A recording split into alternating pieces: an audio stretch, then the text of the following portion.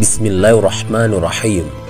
Assalamualaikum warahmatullahi wabarakatuh. Kembali lagi di channel Pena Pencari Hikmah. Kali ini kita akan bahas dahsyatnya hari kiamat, jeritan malaikat maut saat mencabut nyawanya sendiri.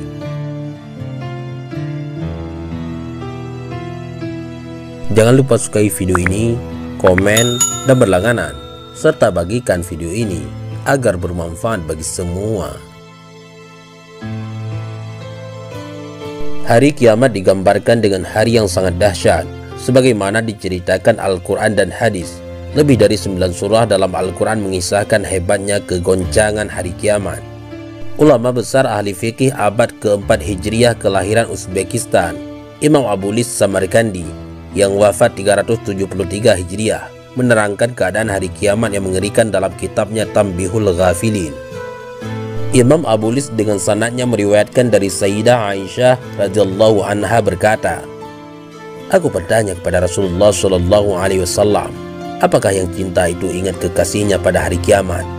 Rasulullah Shallallahu Alaihi Wasallam menjawab, "Adapun di 3 tempat atau masa, maka tidak ingat lagi kekasihnya, yaitu ketika amal ditimbang sehingga diketahui apakah ringan atau berat, ketika menerima lembaran catatan amal atau suhuf sehingga ia terima dari kanan atau dari kiri, dan ketika ular besar keluar dari neraka lalu mengepung mereka dan berkata, 'Aku diserahi 3 macam: orang mempersekutukan Allah dengan lain Tuhan, orang yang kejam, penentang, zalim, dan orang yang tidak percaya pada hari kiamat.' Maka orang-orang tersebut diringkus lalu dilemparkan ke dalam neraka jahanam." Sahabat Pena Pencari Hikmah, untuk diketahui, di atas neraka jahanam itu ada jembatan yang lebih halus dari rambut dan lebih tajam dari pedang, sedang di kanan kirinya bantolan dan duri-duri. Orang-orang yang berjalan di atasnya ada yang bagaikan kilat, bagaikan angin kencang, maka ada yang selamat dan ada yang luka terkena bantolan duri, dan ada yang terjerumus ke dalam neraka. Na'udzubillahi min zalim. Imam Abu Lis meriwayatkan dari Abu Hurairah berkata, Rasulullah Shallallahu Alaihi Wasallam bersabda, "Di antara 2 kali tiupan sangkakala itu jaraknya 40 tahun, atau tiupan untuk mematikan dan membangkitkan semula. Kemudian Allah menurunkan hujan air bagaikan mani orang lelaki, maka bangkitlah orang-orang mati bagaikan timbulnya tanaman atau sayur-sayuran." Masih riwayat yang sama dari Abu Hurairah disebutkan, ketika Allah selesai menjadikan langit dan bumi, Allah menjadikan sangkakala dan diserahkan kepada malaikat Israfil, maka ia meletakkan di mulutnya melihat ke arsy menanti kapan ia diperintahkan. Sahabat bertanya, "Ya Rasulullah, apakah sur atau sangkakala itu?" Beliau menjawab, "Bagaikan tanduk dari cahaya." "Bagaimana besarnya?" Rasulullah menjawab, "Sangat besar bulatannya. Demi Allah yang mengutuskanku sebagai nabi, besar bulatannya itu seluas langit dan bumi, dan akan ditiup hingga 3 kali. Yang pertama untuk menakutkan, yang kedua untuk mematikan, yang ketiga untuk menghidupkan kembali atau membangkitkan." Dalam riwayat Ka'ab disebutkan hanya 2 kali tiupan, yaitu tiupan mematikan dan tiupan membangkitkan. Allah Subhanahu wa Ta'ala berfirman, "Wa yawma yunfaku fis suri fafazi'a man fis samawati wa man fil ardi illa man syaa Allah wa kullun atauhu dakhirin."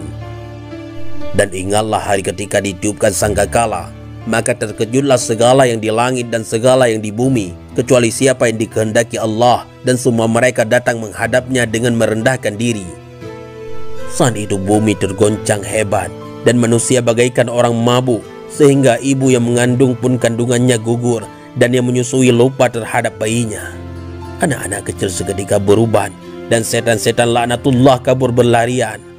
Maka keadaan itu berlaku beberapa lama. Kemudian Allah menyuruh malaikat Israfil meniup sangkakala kedua. Allah Subhanahu wa Ta'ala berfirman, "Wa nufikha fis suri fasa'ika man fis samawati wa man fil ard illa man syaa Allah. Summa nufikha fihi ukhra fa idza hum qiyamun yanzurun." Dan ditiuplah sangkakala, maka matilah siapa yang di langit dan di bumi kecuali siapa yang dikehendaki Allah, Kemudian ditiup sangkakala itu sekali lagi, maka tiba-tiba mereka berdiri menunggu atau putusannya masing-masing. Sahabat pena pencari hikmah, mereka yang dikecualikan Allah, roh orang-orang yang mati syahid, Jibril, Mikail, Israfil, dan Hamalatul Arsy, serta malaikat maut. Sehingga ketika ditanya oleh Allah, siapakah yang masih tinggal dari makhlukku? Padahal Allah lebih mengetahui. Malaikat maut menjawab, Ya Rabb, Engkau yang maha hidup yang tidak mati. Tinggal malaikat Jibril, Mikail, Israfil, Hamalatul Arsy, dan aku. Maka Allah menyuruh malaikat maut mencabut nyawa mereka. Riwayat Muhammad bin Ka'ab dari Abu Hurairah berkata, kemudian Allah berfirman, Jibril, Mikail, Israfil, dan juga Hamalatul Arsy harus mati. Kemudian Allah bertanya, Hai malaikat maut, siapakah yang masih tinggal dari makhlukku? Jawab malaikat maut, Engkau zat yang hidup yang tidak akan mati. Tinggal hambamu yang lemah, malaikat maut. Lalu Allah subhanahu wa ta'ala berfirman, Hai malaikat maut, tidakkah kau mendengar firmanku, Kullu nafsin za'iqatul maut, tiap yang bernyawa pasti mati. Aku jadikan engkau untuk tugasmu itu, dan kini matilah engkau. Maka malaikat maut diperintah mencabut nyawanya sendiri. Ketika malaikat maut mencabut rohnya, tiba-tiba ia menjerit yang andai kata waktu itu makhluk lain masih hidup, niscaya mereka semua akan mati karena jeritan malaikat maut tersebut. Malaikat maut berkata, andaikan aku mengetahui bahwa pencabutan roh itu seberat ini, niscaya aku akan lebih lembut ketika mencabut roh-roh orang mukmin. Kemudian matilah malaikat maut dan tiada satupun dari makhluk Allah yang tinggal. Kemudian Allah berfirman kepada dunia yang rendah ini, di manakah raja-raja dan putra-putra raja? Di manakah pembesar-pembesar dan putra-putra pembesar yang makan rezekiku tetapi menyembah selainku? Kemudian Allah subhanahu wa ta'ala berfirman, Limanil mulkil yaum, lillahil wahidil qahar. Siapakah yang mempunyai hak milik pada hari ini? Pertanyaan ini tidak ada yang dapat menjawab. Maka Allah sendiri yang menjawabnya. Hanya bagi Allah yang tunggal dan berkuasa atas segala sesuatu. Kemudian Allah menyuruh langit menurunkan hujan bagaikan air mani lelaki selama 40 hari, sehingga air telah menggenang di atas segala sesuatu setinggi hasta. Maka Allah menumbuhkan makhluk bagaikan tumbuhnya sayur-sayuran sehingga sempurna kerangka badannya sebagaimana semula dahulu. Kemudian Allah menyeru atau berseru, Hiduplah hai Israfil dan Hamalatul Arsy, maka hiduplah mereka. Lalu Allah menyuruh Israfil meletakkan sangkakala di mulutnya. Lalu Allah menyuruh Israfil meniupnya untuk membangkitkan. Maka keluarlah roh-roh bagaikan lebah telah memenuhi angkasa antara langit dan bumi. Lalu masuklah roh itu ke dalam jasad di dalam hidung. Maka bumi mengeluarkan mereka. Sahabat pena pencari hikmah, Nabi Muhammad SAW bersabda, Aku orang pertama yang keluar dari bumi. Dalam lain hadis, sesungguhnya Allah jika telah menghidupkan malaikat Jibril, Mikail, Israfil, maka mereka pergi ke malam Nabi Muhammad membawa burak dan perhiasan-perhiasan surga. Maka terbuka bumi untuk baginda Rasulullah. Dan ketika melihat Jibril segera bertanya, Ya Jibril, bagaimana umatku? Apakah yang diperbuat oleh Allah terhadap umatku? Jibril menjawab, Terimalah kabar gembira, karena engkau yang pertama keluar dari bumi. Kemudian Allah menyuruh Israfil meniup sangkakala. Tiba-tiba serentaklah mereka bangkit melihat keadaan yang ada. Ketika hari kiamat terjadi, manusia akan dikeluarkan dari kuburnya dalam keadaan telanjang bulat. Masing-masing akan sibuk mencari pertolongan karena beratnya hari tersebut. Ulama besar ahli fikih abad keempat Hijriyah kelahiran Uzbekistan, Imam Abulis Samarkandi, menerangkan keadaan hari kiamat yang mengerikan dalam kitabnya Tanbihul Ghafilin. Abu Hurairah radhiyallahu an meriwayatkan, maka keluarlah mereka dari kubur mereka dalam keadaan telanjang bulat menuju kepada Rabb mereka, kemudian berhenti di suatu tempat selama 70 tahun. Allah membiarkan mereka tidak melihat atau memutuskan keadaan mereka. Mereka menangis sampai habis air mata dan mengeluarkan darah dan peluh sehingga membanjiri mulut mereka. Kemudian mereka dipanggil ke padang mahsyar dan mereka bergegas menuju panggilan tersebut. Ketika semua makhluk, jin, manusia, dan lain-lainnya berkumpul, tiba-tiba terdengar suara yang keras dari langit. Maka terbukalah langit dunia dan turunlah para malaikat sepenuh penduduk bumi. Mereka langsung berbaris lalu bertanya, apakah ada di antara kamu yang membawa perintah Tuhan untuk hisab? Dijawab, tidak ada. Kemudian turun ahli langit kedua dan berbaris pula. Kemudian turun penduduk langit ketiga dan seterusnya sampai langit ketujuh. Masing-masing berlipat dari yang sebelumnya dan semua malaikat itu melindungi penduduk bumi. Imam Abu Lis meriwayatkan dengan sanadnya dari Abu Hurairah berkata, sesungguhnya Allah menyuruh langit dunia, maka terbelah dan mengeluarkan semua malaikat yang ada di dalamnya, maka turun semuanya dan mengepung bumi dengan apa-apa yang ada di bumi.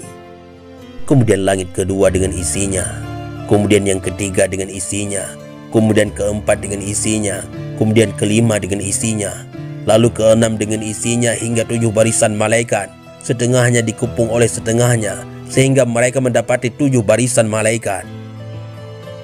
Dari Abu Hurairah, Nabi Muhammad SAW bersabda, Allah Subhanahu wa Ta'ala telah berfirman, hai para jin dan manusia, aku nasihatkan kepadamu, sesungguhnya yang tercatat dalam lembaran hanya amalmu sendiri. Karena itu, siapa yang mendapatkan di dalamnya kebaikan, hendaklah mengucapkan Alhamdulillah. Dan siapa yang mendapat lain dari itu, maka jangan menyalahkan yang lain kecuali dirinya sendiri. Kemudian Allah menyuruh Jahannam, maka keluar daripadanya binatang yang panjang mengkilat gelap lalu berkata-kata.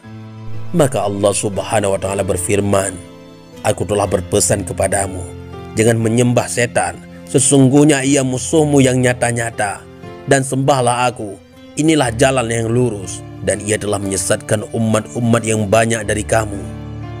Apakah kamu tidak berakal atau berpikir dan menyadarinya? Inilah neraka Jahannam yang telah diancamkan kepadamu. Masuklah kamu kini oleh sebab kekafiranmu. Sahabat pena pencari hikmah. Maka saat itu tiap-tiap umat bertekuk lutut sebagaimana firman Allah.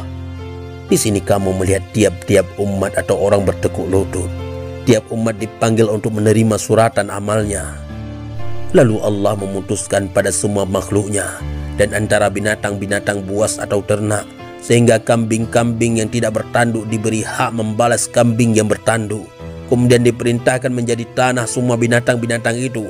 Dan di saat itu orang kafir berkata, aduh, sekiranya aku menjadi tanah. Kemudian Allah memutuskan antara semua hambanya. Nafi' dari Ibnu Umar radhiyallahu an berkata, Nabi SAW bersabda, manusia akan dibangkitkan kembali kepada Tuhan pada hari kiamat, sebagaimana keadaan mereka ketika dilahirkan dari perut ibunya telanjang bulan. Sayyidah Aisyah radhiyallahu anha berkata, laki perempuan berkumpul ya Rasulullah. Nabi menjawab, ya. Sayyidah Aisyah berkata, alangkah malunya kemaluanku dapat dilihat setengah pada setengahnya.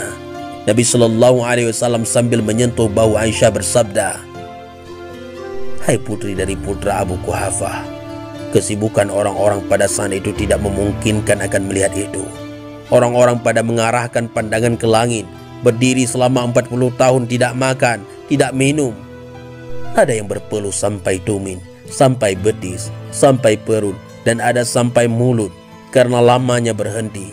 Kemudian berdiri para malaikat mengelilingi Arash. Lalu Allah menyuruh menyerukan nama Fulan bin Fulan. Maka semua yang hadir melihat-lihat orangnya. Lalu keluar orang itu untuk menghadapi Tuhan Rabbul Alamin. Dan bila telah melihat Rabbul Alamin, dipanggil orang-orang yang pernah dianiaya oleh orang itu untuk diberikan dari kebaikannya kepada orang-orang yang teraniaya tersebut. Karena saat itu tidak ada pembayaran dengan emas, perak, dinar, dirham. Maka orang-orang selalu menagih sehingga habis kebaikannya. Maka diambilkan dari dosa-dosa orang-orang yang dianiaya itu untuk dipikulkan kepadanya. Kemudian jika selesai semua maka diperintahkan, kembali ke tempatmu di dalam neraka Hawiyah atau Jahannam, karena pada hari ini tidak ada penganiayaan. Sesungguhnya Allah amat segera perhitungannya. Maka pada saat itu tidak ada seorang malaikat yang mukarrab atau nabi, rasul, melainkan merasa bahwa tidak akan selamat kecuali jika mendapat perlindungan Allah. Rasulullah Shallallahu Alaihi Wasallam bersabda, kedua kaki seorang hamba tidaklah beranjak dari tempat hisabnya pada hari kiamat hingga ia ditanya mengenai 4 hal. Umurnya, untuk apakah ia habiskan? Jasanya, untuk apakah ia gunakan? Ilmunya, apakah telah ia amalkan? Hartanya, dari mana ia peroleh dan dalam hal apa ia belanjakan? Sahabat pena pencari hikmah Ikrimah berkata, seorang ayah akan memegang anaknya pada hari kiamat dan berkata, saya ayahmu ketika di dunia. Maka anak itu memuji kebaikannya, lalu ayah itu berkata, hai anak, kini saya berhajat kepada kebaikanmu yang sekecil zarrah. Kalau saya dapat selamat dengan itu, dari apa yang kau lihat ini? Anak tersebut menjawab, saya juga takut dari apa yang kau takutkan itu, karena itu tidak dapat memberikan kepadamu sedikit pun. Lalu pergi kepada istrinya dan berkata kepadanya, saya dahulu suamimu di dunia. Maka dipuji oleh istrinya, lalu berkata, saya ini minta kepadamu satu kebaikan, kalau saya boleh selamat dari apa yang kau lihat ini. Istrinya menjawab, saya juga takut dari itu terhadap diriku seperti engkau. Sahabat pena pencari hikmah, sebagaimana firman Allah yang berbunyi, dan orang keberatan pikulannya itu jika memanggil orang lain untuk memikulkan sebagian, tidak akan dipikulkan sedikit pun, meskipun yang dipanggil itu kerabat yang dekat. Ibnu Mas'ud berkata, Nabi Muhammad SAW bersabda yang berbunyi, orang kafir akan tenggelam dalam peluhnya karena lamanya hari itu sehingga ia berdoa, ya Tuhan, kasihanilah aku meskipun masuk ke dalam neraka. Dahsyatnya kiamat digambarkan oleh ulama besar abad keempat Hijriah Imam Abu Lis Samarkandi dalam kitab Tanbihul Ghafilin. Berikut lanjutan ceritanya. Setelah malaikat Israfil meniup sangkakala sebanyak 2 kali untuk mematikan seluruh manusia dan membangkitkannya dalam kubur. Tiupan pertama membuat bumi tergoncang hebat dan manusia bagaikan orang mabuk, sehingga ibu yang mengandung pun kandungan gugur dan yang menyusui lupa terhadap bayinya. Malaikat maut terakhir kali mencabut nyawanya sendiri. Ketika malaikat maut mencabut rohnya, ia menjerit yang andai kata waktu itu makhluk lain masih hidup, niscaya mereka akan mati karena jeritan malaikat maut. Lalu Allah menyuruh Israfil meletakkan sangkakala di mulutnya, lalu menyuruh Israfil meniupnya untuk membangkitkan manusia. Maka keluarlah roh-roh bagaikan lebah telah memenuhi angkasa antara langit dan bumi. Setelah manusia digiring ke padang mahsyar dalam keadaan telanjang bulat, mereka panik dan sibuk mencari pertolongan. Mereka menangis sampai habis air mata dan mengeluarkan darah dan peluh sehingga membanjiri mulut mereka. Kemudian turunlah malaikat dari 7 lapis langit. Sahabat pena pencari hikmah, orang-orang ketika mengarahkan pandangannya ke langit, berdiri selama 40 tahun tidak makan, tidak minum. Mereka sibuk mencari pertolongan dan syafaat para nabi. Abu Ja'far meriwayatkan dengan sanadnya dari Ibnu Abbas berkata, Nabi Muhammad SAW bersabda, tidak ada seorang nabi melainkan ia mempunyai doa yang mustajab, dan semuanya sudah menggunakan doa itu di dunia, sedangkan aku masih menyimpan doa sebagai syafaat bagi umatku pada hari kiamat. Ingatlah bahwa akulah pemimpin, penghulu, sayyid dari semua anak Adam, dan tidak sombong, dan aku yang pertama kali bangkit dari bumi, juga bukan karena bangga, dan panji pujian ada di tanganku pada hari kiamat, yang di bawahnya ada Adam dan anak cucunya, juga tidak bangga dengan itu. Sahabat pena pencari hikmah, pada hari kiamat, kesukaran dan kerisauan manusia akan bertambah dahsyat sehingga mereka datang kepada Nabi Adam alaihissalam dan berkata, hai Abul Bashar, ayah dari semua manusia, berikanlah syafaatmu, pertolonganmu bagi kami dengan minta Tuhan, supaya segera menyelesaikan kami ini. Nabi Adam menjawab, itu bukan bagian saya telah diusir keluar dari surga, dan kini aku tidak memikirkan sesuatu kecuali diriku sendiri. Lebih baik kamu pergi kepada Nuh alaihissalam, karena ia sebagai nabi yang pertama. Maka mereka mencari Nabi Nuh dan datang kepada Nuh sembari berkata, tolonglah mintakan kepada Tuhan supaya segera membebaskan kami. Nabi Nuh menjawab, "Bukan bagianku. Saya telah mendoakan penduduk bumi sehingga tenggelam semuanya, dan kini tidak ada yang aku pikirkan kecuali diriku sendiri. Tetapi kamu lebih baik pergi kepada Nabi Ibrahim Khalilullah." Maka pergilah mereka kepada Nabi Ibrahim dan berkata, "Tolonglah kami di sisi Tuhan supaya segera memutuskan urusan kami."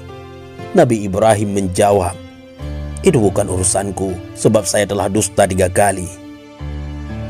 Rasulullah SAW bersabda, ketiganya itu karena mempertahankan agama Allah, yaitu ketika Nabi Ibrahim diajak ke upacara kaumnya, lalu ia menyatakan, "Sesungguhnya saya sakit." Kali kedua beliau berkata bahwa yang menghancurkan berhala-berhala ini hanyalah inilah yang terbesar. Kali ketiga, ketika istrinya diganggu oleh raja yang zalim, lalu ia berkata, "Ini saudaraku."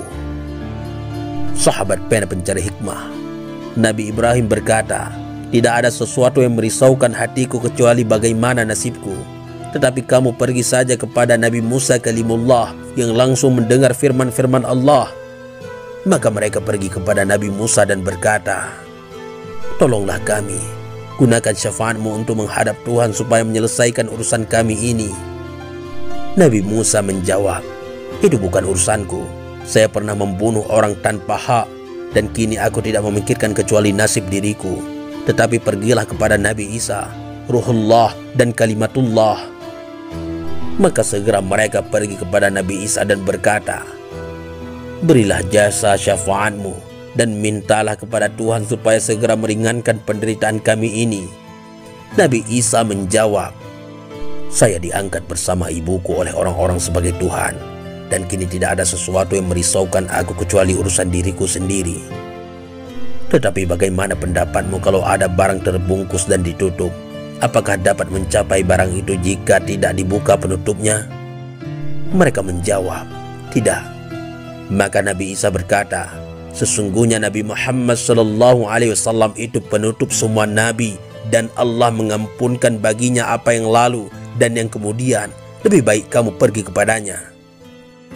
Maka datanglah orang berbondong-bondong kepada Rasulullah. Lalu Nabi Muhammad menjawab, "Baiklah, sayalah yang akan membantu sehingga Allah mengizinkan bagi siapa yang dikehendakinya dan diridainya." Kemudian ketika Allah hendak menyelesaikan makhluknya, maka ada seruan, "Di manakah Muhammad dan umat-umatnya?" Maka kamilah yang terakhir di dunia dan yang pertama-tama hisabnya pada hari kiamat.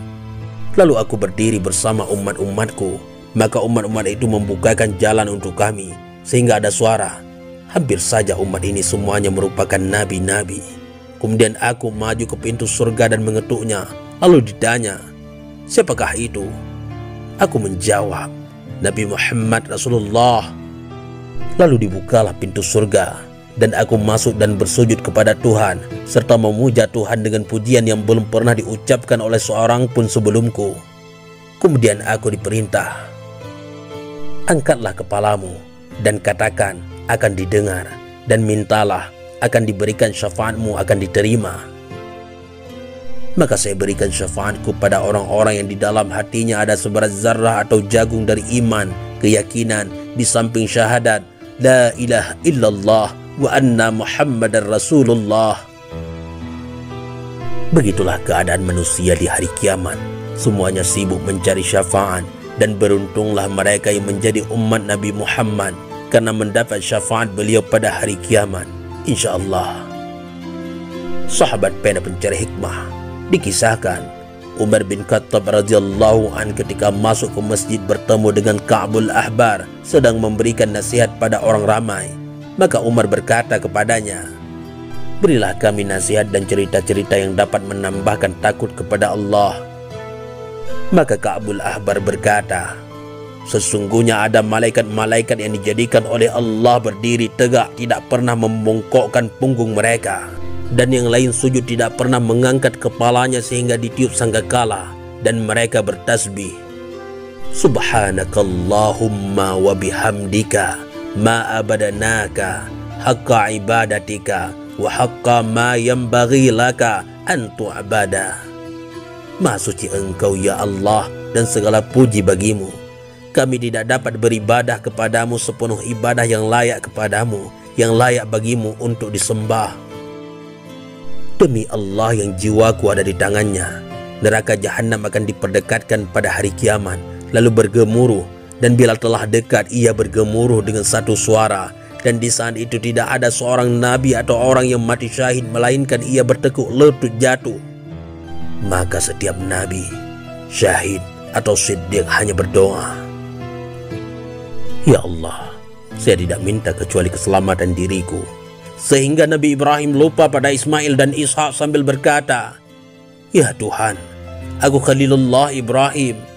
Dan pada saat itu andaikan engkau, hai putra Khattab, mempunyai seperti amal 70 nabi, niscaya kau mengira bahwa dirimu tidak akan selamat." Maka menangislah semua yang hadir.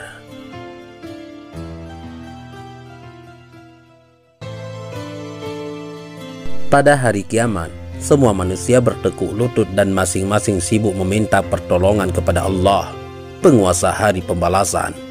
Kengerian sehari sama dengan waktu 50.000 tahun di dunia. Ulama besar abad keempat Hijriah Imam Abu Lis Samarkandi dalam kitab Tanbihul Ghafilin menceritakan dahsyatnya hari kiamat. Disebutkan, Sayyidina Umar bin Khattab radhiyallahu an meminta nasihat kepada Ka'ab. "Hai Ka'ab, sampaikan kepada kami kabar yang menggembirakan." Maka Ka'ab berkata, "Sesungguhnya bagi Allah ada 313 syariat. Tidak seorang yang menghadap kepada Allah dengan salah satu syariat itu asal disertai dengan kalimat la ilaha illallah melainkan pasti dimasukkan ke dalam surga.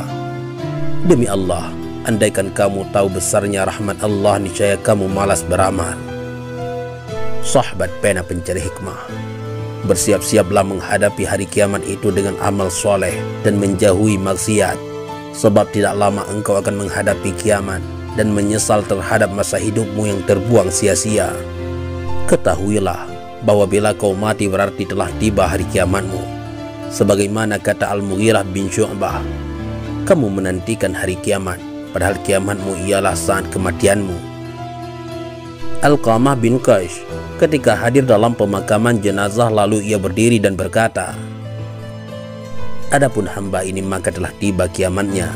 Sebab seorang mati maka melihat segala persoalan hari kiamat, yaitu surga, neraka, dan malaikat. Dan ia tidak dapat berbuat suatu amal, maka ia bagaikan seorang yang berada pada hari kiamat. Dan ia akan bangkit pada hari kiamat menurut keadaannya di saat matinya. Maka sesungguhnya beruntunglah yang penghabisan amalnya kebaikan." Yahya bin Mu'ad Ar-Razi ketika di majelisnya dibacakan ayat yang artinya, "Pada hari kiamat itu kami akan mengantar orang yang bertakwa menghadap Ar-Rahman berkendaraan, sedang orang-orang yang durhaka kami giring ke neraka berjalan kaki dan merasa haus." Lalu ia berkata, "Tenanglah hai manusia, kamu kelak akan dihadapkan kepada Allah berduyun-duyun dan menghadap pada Allah satu persatu, dan akan ditanya semua amalmu secara terperinci kalimat demi kalimat. Sedang para wali diantar menghadap kepada Allah dengan berkendaraan. Adapun orang-orang durhaka didorong ke neraka jahanam berbondong-bondong. Semua akan terjadi bila bumi telah dilenyapkan dan tiba Tuhanmu, sedang malaikat berbaris-baris dan dihidangkan jahanam sebagai ancaman."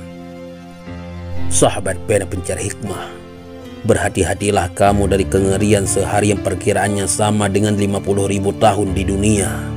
Hari yang menggetarkan, duka cita, dan menyesal. Itulah hari yang besar, hari bangkitnya semua manusia untuk menghadap kepada Rabbul Alamin. Hari perhitungan dan pertimbangan dan pertanyaan. Hari kegoncangan yang menakutkan. Hari kebangkitan. Hari di mana tiap manusia akan melihat apa yang telah dilakukannya. Hari di mana manusia dalam berbagai bentuk akan melihat amal perbuatannya. Hari di mana wajah manusia putih berseri-seri dan lain berwajah hitam.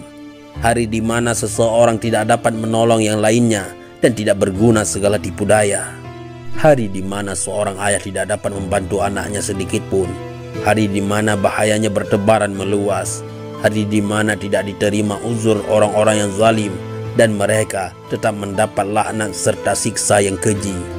Hari di mana tiap manusia mempertahankan dirinya sendiri. Hari di mana tiap ibu akan lalai terhadap bayi yang disusuinya. Bahkan tiap ibu yang mengandung akan menggugurkan kandungannya. Dan orang-orang bagaikan orang mabuk, tetapi tidak mabuk karena minum arak, hanya karena ngerinya siksaan Allah yang sangat keras. Muqatil bin Sulaiman berkata, makhluk akan berdiri pada hari kiamat selama 100 tahun, tenggelam dalam peluhnya sendiri, dan 100 tahun dalam kegelapan. Mereka bingung, sedang 100 tahun lagi sibuk bagaikan gelombang mengajukan tuntutan kepada Tuhan. Sesungguhnya hari kiamat itu sekira 5.000 tahun, tetapi bagi seorang mukmin yang ikhlas bagaikan sesaat. Karena itu, wahai orang-orang yang berakal sehat, hendaklah sabar terhadap penderitaan dunia dalam melaksanakan taat kepada Allah untuk memudahkan bagimu segala kesukaran-kesukaran hari kiamat. Demikianlah dahsyatnya hari kiamat yang digambarkan oleh Imam Abu Lis Samarkandi. Tidak ada maksud untuk menakut-nakuti, namun gambaran hari kiamat ini semata-mata untuk pengingat bagi hati yang lalai sekaligus ibrah untuk kita semua. Semoga Allah menyelamatkan kita pada hari semua makhluk dibangkitkan. Amin, Allahumma amin. Allahu a'lam bissawab. Mudah-mudahan ini semua bermanfaat. Assalamualaikum warahmatullahi wabarakatuh.